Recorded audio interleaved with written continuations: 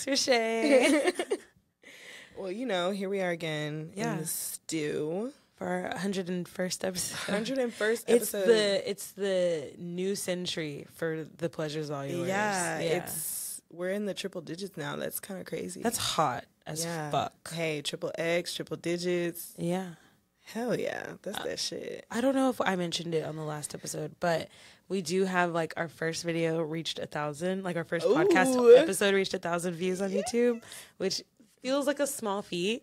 But we've been working at this for real for 2 years. Exactly. So like, it was like when we hit 1,000 followers on Instagram. It's like, okay, like we've been working really hard at this. So it's just a milestone, you know? Yeah. And I think, you know, we just have to keep doing what we're doing and being our beautiful, sexy, amazing selves. Yeah. Being authentic. Yeah, exactly.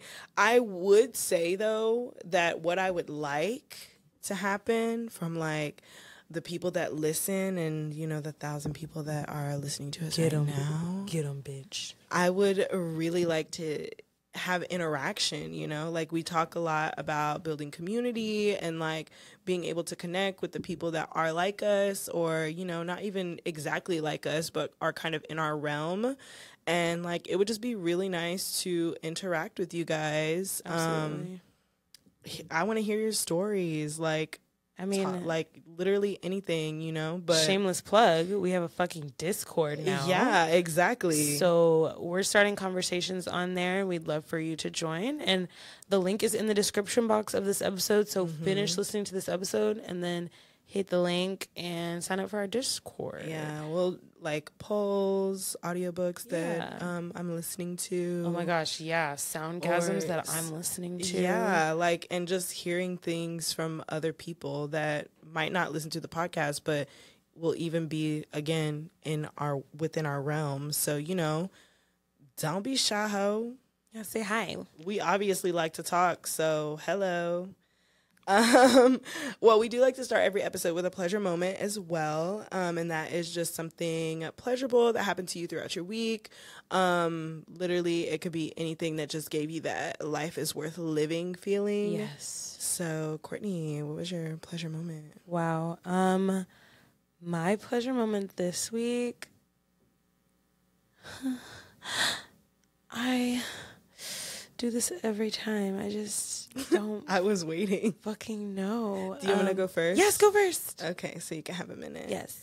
I think my pleasure moment would probably be, like, things at work have been going really well. Oh, yes. Like, really well. Corporate baddie. And I don't want to put too much of my business out there because we still got some shit in the works, you know, but I would just like to say, bitch. Say it. I am really an all-star of all-stars. Talk your shit. Anything that has my name or my hands on it or in it is going to be done 100%. And it'll be most of the time, because sometimes I'll be misunderstanding. Okay. Is going to be exactly what you asked me for. Yeah. And it was just really nice to hear from my director whenever we were having this conversation we were having. And he was like, you know, one thing I really love about you is that you do everything the right way the first time. And I was like, fuck yeah, exactly. Yeah. And, you know, I just didn't realize how much I would enjoy climbing the corporate ladder, because all of these things happen at work and I hear about my name being brought up in, like, these rooms with, like, important people in the company and stuff. And that just make my pussy so wet. And like, you need to buy you a little power suit. Yeah. Oh my God. My titties just be too big for the button ups. I feel that. Just let them out. And like, but I do have a lot of really cute business casual, office attire items, and like literally almost like there's at least one person who'd be like, dude, where did you get that from? Yeah. So there's something really sexy about dressing for the office. Yeah. I really enjoy it. Yeah, me too. So that is one thing that I want to like get more of is business clothing. And I can't wait for that extra bonus I'm about to get too. Oh, I love that. Just for being me and being amazing. That's enough. So I think that was definitely my pleasure moment. I feel very fulfilled at work. And it's like, while it's not my passion, what is my passion is being good at things that I do and succeeding. And my goal is to make that white man money so my friends don't have to make as much money. And I can also like buy more things for my own self. And by that, I mean, like, if it's like a good week and like my friends are telling me like all these things that they're doing, I'm like, oh, here's $200. Go. Oh wow. Go pamper yourself somewhere. Sugar mama. Yeah. So that. you know. Yeah, that's hot. Yeah. That's hot. What about you, Courtney? Since you Okay. had a minute to think. I did have a minute to think. Thanks. And I need 7 more. No, Okay. I've had a great week, so it's just been hard to narrow it down, but I'm going to say that my pleasure moment is actually finding this book that I found, which I'm a little salty about where I found it because, like, I talk so much shit. I talk so much shit about them. I'm so scared. But, like, no, it's fine. I won't. It's you know where I'm constantly sending you screenshots and I'm like, what the fuck is going on? Oh, yeah. So, like. Because what the fuck be going on? Right. So, somebody had posted a list. Yeah. And I was like, oh my God, like, let me pick one. There was like 6 books. So I just randomly picked one and it was on Spotify. So I've been listening to it over the past few weeks. And well, really it's only been a week, but Spotify's fucking me over with their fucking minutes. Tell like, them. Oh my fucking God. Spotify, I pay $12.99 a month for your premium shit. And you're telling me before tax. And you're telling me that you have to cap me at a certain amount of audiobook hours of listening. And I think it's 15 hours. So they say on the website, that's an average of about 2 books a month. That's not true. Cause there's one book I'm reading. I'm reading The Love Songs of W. Du Bois or Dubois, whatever. And that book is literally 30 hours. The audiobook is 30 hours. It's this thick if you're reading like the text. Yeah. So that's 2 months that I would have to spend reading that book if I just use the shit on Spotify. But in this case, the book I'm actually reading is like a dominatrix kind of book. It's like basically, it's called A Good Girl's Guide to Domination or A Good Girl's Guide to BDS, something like that. And it is so informative. Like, I have taken so many notes, and like, I don't consider myself a good girl at all, but the way that she sets the book up, she lists in the introduction what each of the chapters are about. And she's like, if you are in a place where you don't have a lot of confidence in yourself about being a dominant person in your relationship, your husband, your boyfriend, it's very straight. It's very hetero focused. I will say that. But she's like, if your husband or your boyfriend is the one telling you that he wants this from you and you're just like not understanding it, then you need to go to chapters 3 through 7. But like, if you're not there, then skip around. And it's just like, I've been skipping around and I've been learning so much. And like, you know, I fucking love it. It's like, I think it's the energy of learning something new more than anything. Yeah. And also having the capacity to act it out in certain places with my little subby boy in Canada. Yeah. And like, yeah, like I'm having a great time. I'll see him next week. So like, I'm excited to use some of this, but I want to have a whole episode like on just this topic again. Like, especially being like femdoms in particular. And I'm sad. Oh, I know you are. And I'm like, sad. I still feel like since I'm still learning, but you live a lot of that life naturally. I think you're a pleasure dom, you know, like you're very focused on, you want to like give pleasure after a certain amount of struggle. Yeah. And like, you gotta earn it a little bit. You have to earn it. But then once you earn it, there's no stopping. No. And all I know is like, all you have to say is, please, Mistress Lex, and then you're pretty much good. Be real sweet. Oh my God, yeah. There's like a inflection, and everybody's voices sounds different when they say please, but it sounds the same. If that, like, I don't know. No, it makes sense. How else to explain that? But there's a certain kind of please that I hear that literally, like, I'm like, what did you say? Lex is over here tweaking like a robot. No, seriously. Exactly that. I'm like, say it again. Ugh. And so like, I feel like I'm learning what type of dom I want to be. And right now it's giving discipline. Like, it's giving, I have rules and you have to follow these rules. And these are rules that aren't just for like playtime. They're all the time rules. I have tasks that I want you to complete for me. And like, when you do things for me and when you follow my rules, then you get these rewards. And like, most of the time with this little step on me kind of subby boy, like, he just wants me to like destroy him, like take him down to a It's puddle like, of nothing. Yeah. And so even his rewards are just like rewards for me. They're not really rewards for him. Yeah. And I fucking love it. It just feels like a lot of really good power, but it's also teaching me a lot about responsibility and like how much it actually does take to be quote unquote responsible for another human, as responsible as I can be from literally 3,000 miles away. Yeah. But like it requires a lot of consistency, and it's just really teaching me a lot, because it teaches me to remember things, because like if I'm going to hold him accountable for doing these things, I have to remember that these things are happening. I have to like be mindful of like his headspace and like what he's going through, and actually care about him as a person. Anyway, I could go fucking on and on. Yeah. But this book is like really taking me through like the steps of becoming a better dom, and also like helping you decide what kind of lane you want to go down when doing this. So it's great. Yeah, I'm gonna have to tune into that. You absolutely should. Good. Yeah, it's delightful. It'd be great for us to talk about like in a book club or something. Yeah, absolutely. Wow. Audible gives you 1 credit a month, but once you use your credit, the book is yours. Okay. And outside of using your credit, there are like thousands and thousands of books you can read without credit. And I feel like it's free. And it's unlimited. The last time I checked how much I had listened, like how much I listened to, it was like 3 months, 2 days, and like 16 hours worth of like books that I've read. Yeah, you'd be speeding through them. Oh, because it's on like 1.25 when I listen to them too. Yeah, you listen to them fast. Oh my Yeah, God. but My mom listens to them at like 1.7. It's ridiculous. But it doesn't, I listen to it to where it's faster, but it doesn't alter the voice. Oh my Like gosh. once it starts altering the voice, I'm not, especially because I'm listening to like spicy ones. Right. Nah, you're not about to be sounding like Alvin and the Chipmunks saying pussy to me. Like, I also just feel like you can't really digest visualize the book like that. Like, yeah, I have mine sped up like just a little bit. So yeah, I'm a huge fan.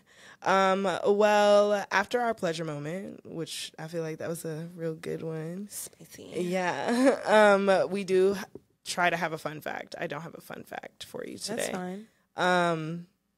Yeah, fun fact. I'm starving right now. Oh my God. Me too. That's crazy. But yeah, and our pleasure principle today is talking about something that I saw a TikTok on, and it was just this girl talking about how, well, it wasn't a girl, she's a woman, and she's like 40 something, and she basically was saying how she has been married twice and she has kids, and she's like, the whole time in my life I was just wondering, like, why do I feel so unfulfilled, like why do I all these things, and she just realized that she was gay.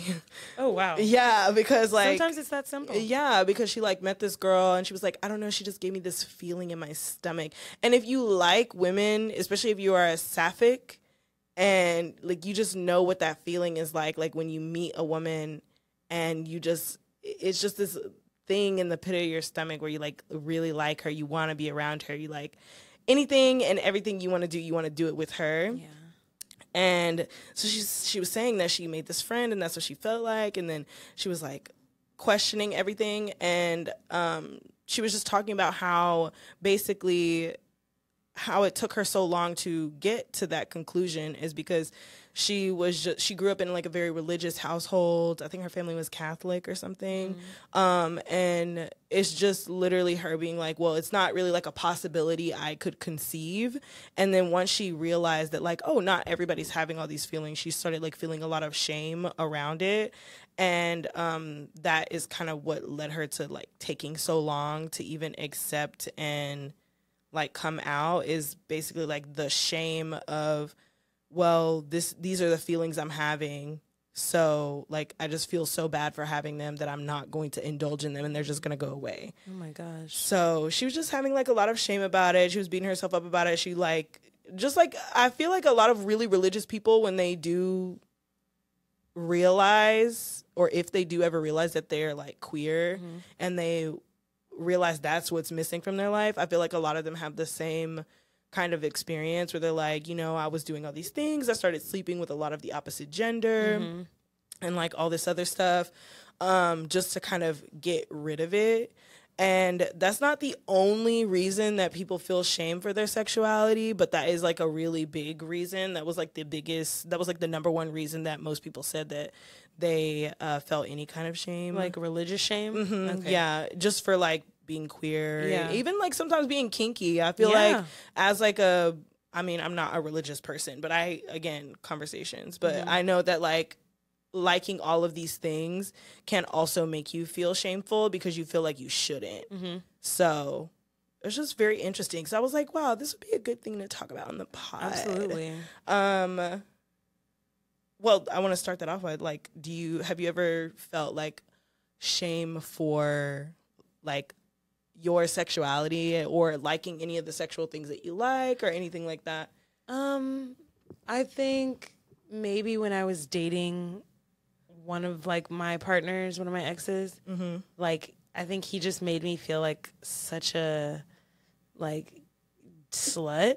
Yeah. Like not for liking kinky things necessarily, but like for liking women and wanting to like be with women. And I just think he also thought that every woman I was around, like I was going to like sleep with. Yeah. And so there would be days where I was like, wow, okay, maybe I am like, maybe something is wrong with me. Maybe I do want to fuck all these girls that I'm around. Like, why does this? And I was also, you know, like really coming into my queerness at the time too.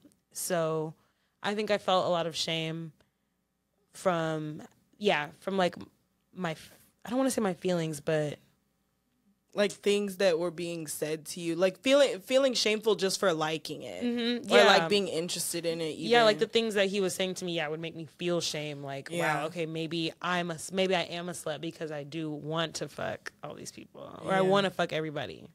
Yeah, I don't think that is the definition of a slut, though. But you know, honestly, like we said in another episode, we love sluts, and you're right. You know, and I would fuck. I wouldn't fuck everybody. But I'm saying if I did want to fuck everybody, that would be okay. Yeah. But by everybody, I mean people that I'm attracted to. Thank you. When I say like, I want to fuck everybody, it's like everybody that I find sexy. Yeah. Is who I want to I don't fuck. Discriminate against the type of people I find sexy. Yeah. But I don't find everybody sexy. Well, if your partner's making you feel shameful for liking the things you like, maybe like let's beat them up together. Oh, we should have. We should have tricked him. We should have been like, oh, you want a threesome? Sorry, death. You know, Courtney, we could be doing that for real. We could do it for money. I'm not saying, you know, any ass nations, but like, you know, I feel like that would be a good business to have. Hold on, let's put that idea in the back pocket. For the dystopian time whenever it comes around. Yeah. Okay, I got you. We always gonna have a job, bitch. Yay, always. Gonna be throwing that cat. You think I'm throwing that cat. I'm actually throwing ninja stars at you. Boom. Wow. Tied you up. You think you're about to get femdom. Nope. So your choice of weapon, your choice of weapon would be ninja stars. Oh my God. I had a shiver. Sorry. That was deep and intense. I didn't even see the black of your eyes for a second. I had a shiver. Sorry. I don't know. I think mine would be a knife. Like a small knife or like a hand knife? Like what kind of, like one of those knives where you go like... a knife that's like the same size or maybe like a little longer than my hand. Yeah. And it's like cute too. Oh, I love that. Yeah. And it's like disguised in something. Oh, but like I would... Yeah.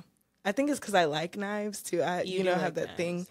But I would probably like just be dragging it over skin and then like making eye contact with you and you're like, oh my God, like this is so sexy. And then just like, wow. But at least that you are kind and merciful enough to give them such pleasure before they leave this earth. Yeah. Yeah. Hot. Yeah. I want to write a comic about it. Well, now I forgot where we were going. Shame and sex. Obviously, we feel no shame now. But, you were saying how, you know, someone said something. And I think, you know, personally, any of my personal shame has also come from something that someone has said to me, which I think says a lot about shame in general. The shame lizard. There it is. The shame wizard. Yeah, but Coach Steve calls him the Shane lizard. Okay. That's what he calls him. He's like, this is my best friend. And, you know, it like, I really related to, like, how you're feeling good, everything's fine, and then somebody says something that makes you have another thought, which, you know, it just brings upon shame. And I think most of my shame definitely comes from things that people have said to me. I have also had a partner where it's like, it's not really like like they were always like, oh, this is fine, like this is who you are, like whatever. But like when it came down to especially us having sex and like the kind of sex that I would like to have, I never like shamed them for not liking as much, for being more vanilla than what I'm used to or what I fantasize about or anything like that. But I think like her making comments about like the things that I like and being like, oh, that's a little weird, made me be like, is that a little weird? You know, am I a little weird? And I think that actually is what pushed me into like doing so many things. One, especially once I got out of that relationship. Oh yeah, for sure. I just wanted to do so many things because I'm like, wow, now I can actually I need do to these stretch things. my legs. Yeah, and then like just things feel so good and people respond to it differently. So it just kind of is like, what am I feeling shameful for, you know? Literally. Sometimes you have to be reminded. Yeah. And I think like once you meet people, like, you know, how we met and everything, I think once you meet people who also are just like on the same wavelength as you in that way, you're like, oh, bitch. These people are just boring. I can't be weird because look at you. Like, oh, you is boring as hell. Like, let's spice it up. And like, if that's you, that's fine. But that's not me. That's not. You're not gonna make me feel bad about adding color to my life. Exactly. Yeah. But some ways besides religion that people can feel shame is definitely from things that people have said to them. Even just like their own insecurities kind of manifesting in a shameful way, or like watching a video, seeing a movie or anything like that where they are just kind of casually talking about something that you like, but the characters are like, what the fuck? So now you're like, well, am I okay? Yeah. So I think that is like, those are other outlets outside of shame and people that you can like pull that from. But there are a lot of different ways that can negatively impact your sexuality and like you wanting to even embrace it. And it kind of manifests in a lot of different ways for some people, at least. One of them is just like not having sex at all. Like you feel so shameful about the sex that you want to have that you just don't have it at all. Like you want to, it makes you feel weird, so you don't. Yeah. And I think that, like, from what it looks like, that is, like, the number one response to, like, feeling that is that they just don't indulge.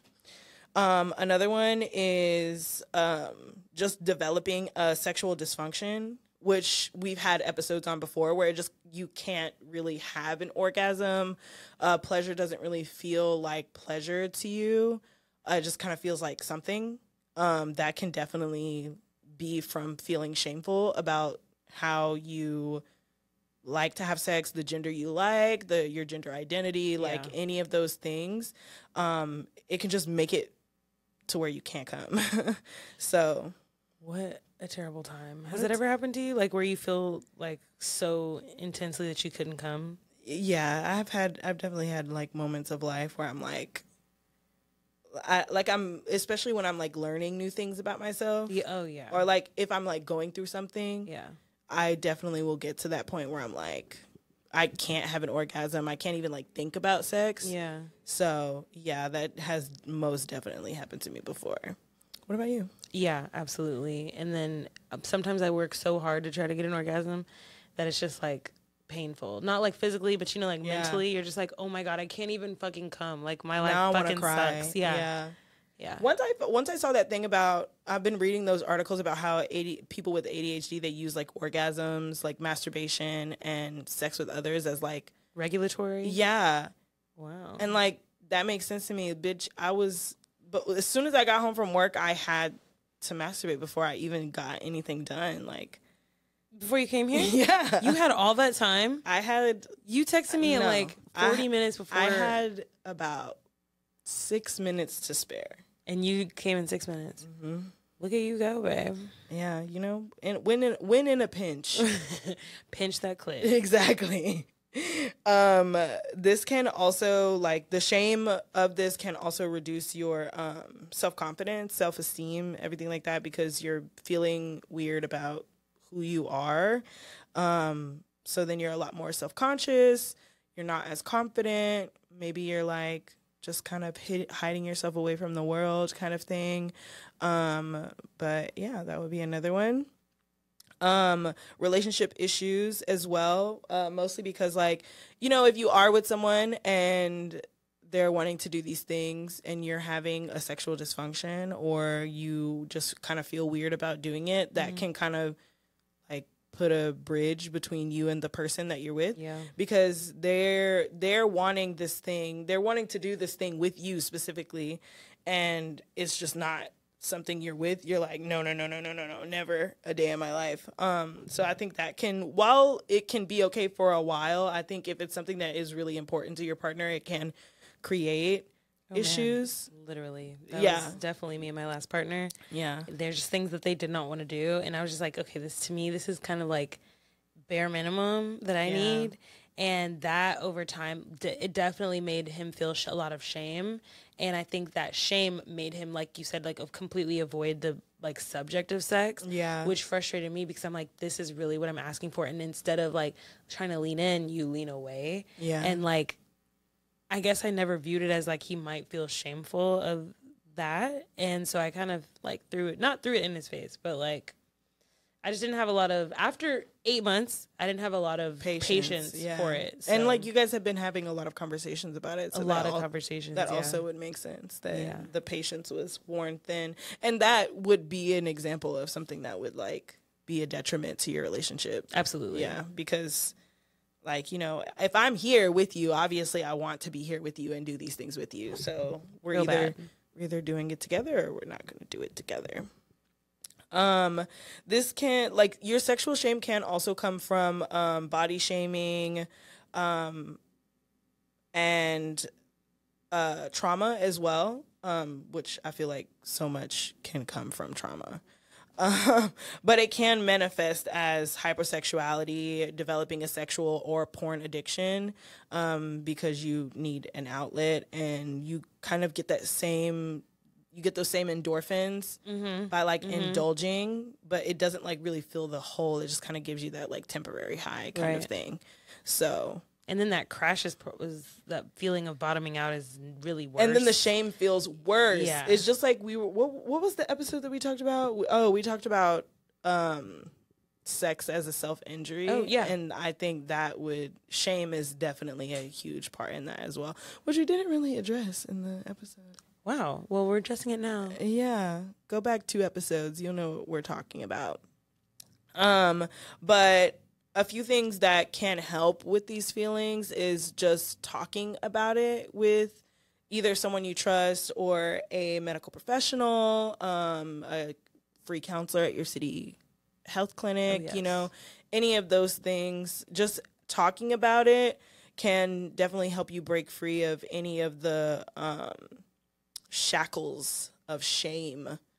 Yes. Ooh, maybe I'll get some of those. Shackles of shame. Oh. Turn it into a kink, baby. And the whole time I'm just degrading you. Wow. Okay, sorry guys. Sorry.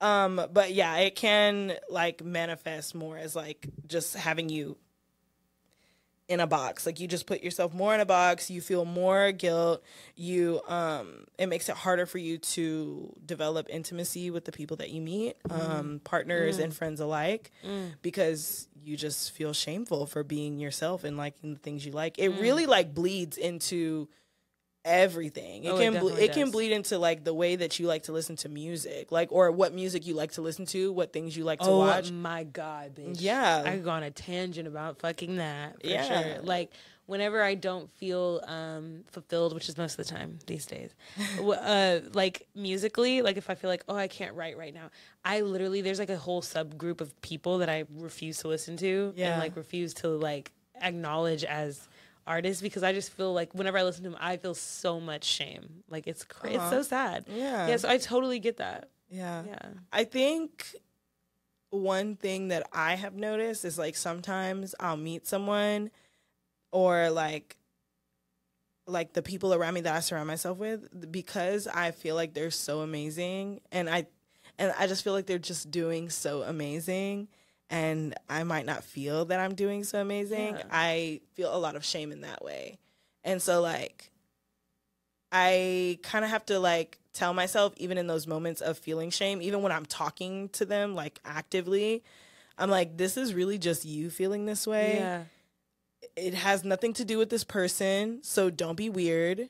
But like, it is like one thing where I just feel sometimes afterwards, I'll just feel so much shame for like being where I am and not doing more and like things like that. So yeah. And I think my ADHD also makes me feel a lot of shame.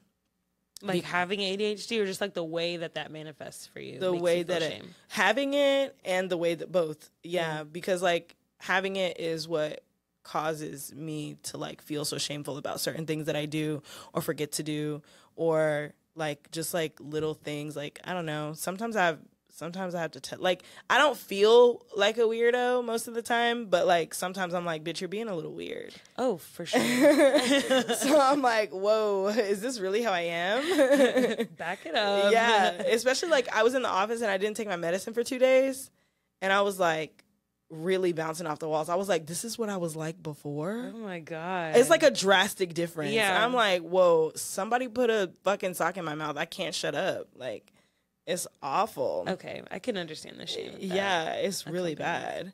But yeah, that I think one of the biggest ways that they say to overcome sexual shame is to talk about it. And also like what is it? Shock therapy, like little versions of shock therapy, like put yourself in those situations that might make you feel a little shameful, but like maybe in a situation that can go positively. Okay. So, you know, maybe you're feeling a little shame about wanting to have an orgasm every day. Make it your goal to have an orgasm every day. Yeah. Or like maybe every other day or something like that.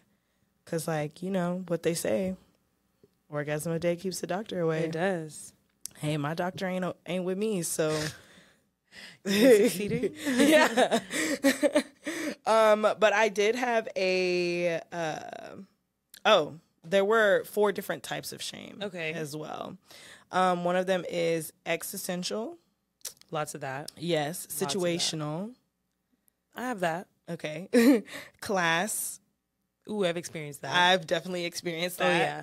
And also narcissistic. Which is, explain that one. Oh, that one. Sorry, I am. So narcissistic shame is basically just like you thinking that everything that is happening to shame you. Like that, like it doesn't matter what's happening. It's happening specifically to shame you. Oh, okay. And like everything is happening to you. Yeah. And like it can't be happening to anyone else in the way that it's happening to you. I know some people like that. Yeah, so that would be like narcissistic shame. And then class shame obviously is like status in the economy. Yeah. Existential shame is literally like you as a person. Yeah. What have I accomplished? What am I accomplishing? That is what I feel like we all experience all the time. Yeah. And then what was the other one? It was situational shame. So that is more like FOMO. Yeah. Is what I can think of. Like you see somebody on Instagram and you're like, "Oh my God. I was doing this same thing. Oh my gosh. And got this result, but this bitch is doing this and she got this result," that kind of thing. Yes. In my mind, I immediately thought of this situation in high school where this guy I always had a crush on.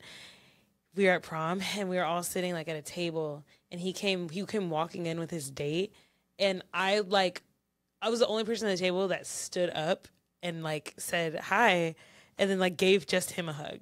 And like didn't give the girl one of them bitches. No, it wasn't even like it was like a reaction. It wasn't like, oh, I don't know her, I'm not gonna say hi to her. Yeah. You know, it was just like, oh my God, he's here, stand up and give him a hug. It was so awkward, and everybody was like, why the fuck did she stand up and only give him a hug? And like that haunted me for years. It's still haunting you. It is definitely haunting me. I have a lot of shame, but I have a little less shame now. I'm like, whatever. Yeah.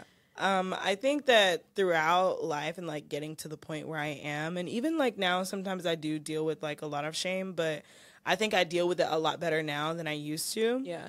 But I definitely have like gone through phases of life where I just feel like a blob of shame. Like I just feel so awful about everything that I do. And yeah, like it just, I feel like I should be hiding from the world. Like, why am I out here living posting life on Instagram? Bitch, you're awful. Yeah. You know? Oh my God. Yeah. Yeah. Like, I hate to say, not why are you even breathing, but like, it's just sometimes. Yeah, it's just like, what's the point of Yeah. even, I should just let it all go to waste. Yeah. Go by the wayside. Mm-hmm. Yeah. So how do you feel like you've dealt with that? You said you deal with shame a little bit better now. Yeah. What do you do to deal with that shame better? Most of the time, sometimes therapy can be so good. Yeah. And the last therapist I had, whenever I would express feelings that I had, and it actually used to really piss me off that she would ask me this question when I'd be like, oh, I just feel this and I feel this. And she'd be like, well, let's think back to the first time you felt that. What is the prominent moment that takes you back to feeling that feeling? And I always, like, when you think about it, there's always like one specific instance that you can think of. Yeah. Or not even like the instance in detail, but just the instance and like how it made you feel and who was there. Yeah. Kind of thing. And when she would ask me that question, she'd be like, okay, well, like it was something pertaining to my mom. And she's like, okay, well, what I'm hearing is that you put your hand out and reached out for someone that was supposed to reach out for you as well. And she didn't. And so because of that, now you just expect A, B, and C. And I'm like, okay, bitch, you're saying it like it's real plain and simple. Don't read me like that. You simplifying my feelings. I don't like that. Yeah. So I think like one thing that I will ask myself whenever I'm feeling that is like, does this person ever act in a way that like makes me feel like I should be ashamed? Yeah. Or do the people around me act like I should be ashamed of these things? Yes. And where is my shame coming from as well? And if the shame is coming from anywhere that has to do with my mother and my family or anything, bitch, I'm throwing that shit out the window. Immediately. I don't even like you hoes. Yeah. So why would I care? Yeah. Why would I feel shame? Why waste the brain space? Exactly. So I try to like get to the origin of what the shame is. I think I have a lot of shame, like, in how I'm viewed from other people.